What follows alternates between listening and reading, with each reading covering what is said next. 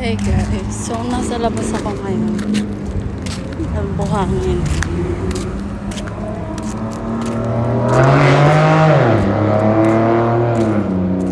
So paano yun? Paano tayo magsasalita? Ang lakas. Oh my gosh! May ano na pala dito sa daanan ko. Ito dumadaan yun. Ba yan? Ikot tayo pala sa kabila. So ayun na nga.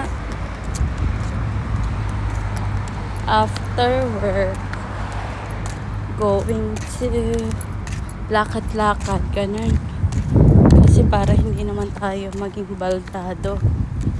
Charot. Yes. Ang init. Walang sunscreen. Diba? Ang init.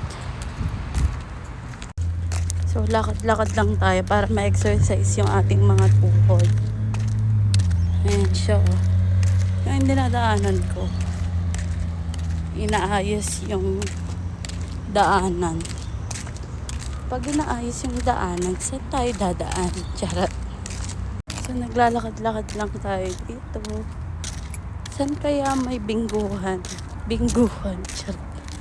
O kaya tong itan dito. Hoy! Bad yan! Huwag kayong magsusugal. Sayang ang pera nyo. Gamitin sa tama ang pera para tayo ay umunlad. Ganun. Samahan nyo lang ako maglakad. Wala kasi akong kasama eh. Kaso di naman kayo nagsasalita dyan. So, tawid na tayo. Dito kasi, bawal kang tumawid kapag nakapula yung yung sign. Pero dahil wala naman, 'di ba? Maglakad na tayo. Kasi kusa naman magsasara yung gate. And then pag nagsara siya, may emergency gate naman for you to cross the street. 'Di ba? Meron kayang ganun, yung hindi naglalayas. Yung bigla na lang may darating na train nang hindi mo alam. I think wala naman siguro. Hindi ko sure. Init.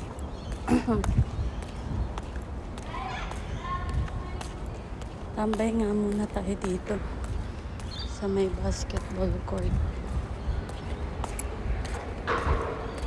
Pagod na ako maglakad eh. Mga ilang meters kaya eh.